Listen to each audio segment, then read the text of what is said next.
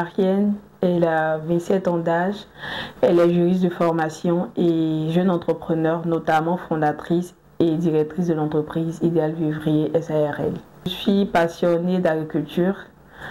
Quand j'étais enfant, j'avais pour habitude d'aller en vacances au village et là, on partait au champ tout le temps. Et j'ai toujours trouvé fascinant le fait de s'aimer des graines qui devenaient des plants et qui finissaient par produire des fruits.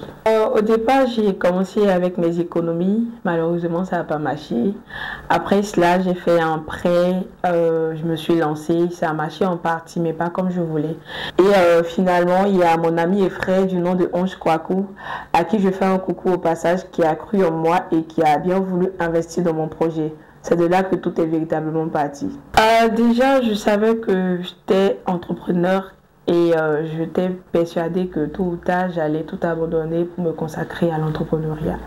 Donc, j'étais déjà prédestinée à ça en quelque sorte. Idéal Vivrier est une entreprise qui est spécialisée dans la production de cultures maraîchères, dans la commercialisation, dans l'achat et vente de produits vivriers, de matières agricoles, dans le coaching et formation en agriculture, dans la gestion de projets agricoles et dans le suivi technique. Notre particularité, c'est que Idéal Vivrier est une entreprise principalement jeune. Le monde agricole est en partie dominé par des personnes d'un certain âge. Mais le truc avec nous, c'est que nous sommes tous jeunes. Depuis le service de production jusqu'au service de commercialisation, c'est une entreprise de jeunes passionnée d'agriculture. Je suis confrontée à l'insécurité parce que je peux me retrouver au beau milieu de la nuit dans un camion qui est bondé de marchandises avec des hommes que je ne connais pas souvent et il m'arrive de passer la nuit dans des marchés, tout ça. Donc je pourrais dire qu'il y a juste un peu un problème d'insécurité.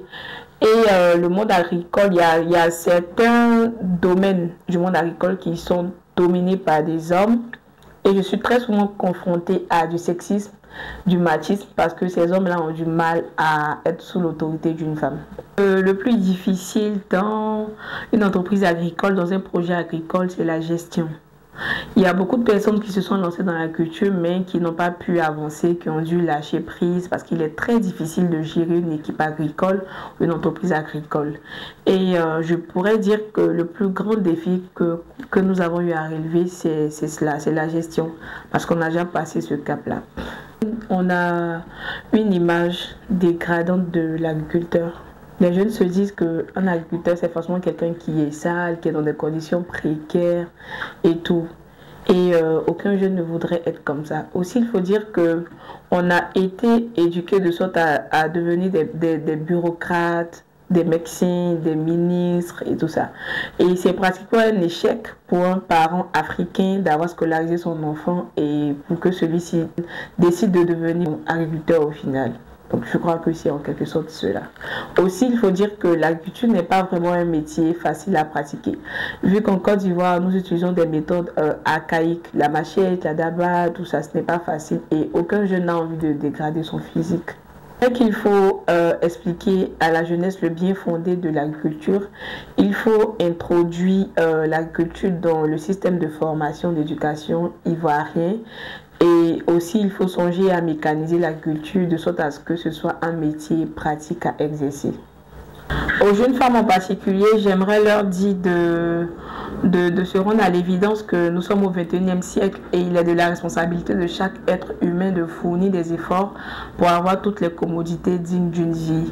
Et il faudrait qu'elles aspirent à l'indépendance financière, à l'autonomisation. De cette manière-là, elles pourraient être à l'abri de toutes sortes de marginalisation et d'exploitation venant de la société. Idéal Vivrier, nous donnons des formations à deux types de personnes. Des personnes qui veulent diriger une équipe agricole tout simplement et des personnes qui veulent faire de l'agriculture leur activité à plein temps. Donc c'est en fonction du besoin de la personne en face que nous l'orientons. J'aimerais dire à la jeunesse qu'il n'y a pas de saut métier, qu'on peut devenir meilleur en étant menuisier, agriculteur, maçon, peu importe. Il suffit d'être discipliné et d'être focus sur ses objectifs. L'autonomie relève de la planification. On ne devient pas autonome du jour au lendemain. Il faut trouver son chemin ensuite faire une planification en fonction de ce chemin qu'on aura trouvé. Et il faut se faire à l'idée, que ça ne sera pas aussi facile. Il y aura des difficultés, il y aura des hauts et des bas, mais il faut persévérer parce que la vie est un processus. Il faut tenir bon, il faut faire preuve de beaucoup de courage, de beaucoup d'optimisme et pourquoi pas, avec cela, on peut devenir autonome ou indépendant financièrement. Aurélie Vanier était une enfant très brillante, éveillée, très intelligente. Par contre, Aurélie Vanier a été une adolescente très brouillonne.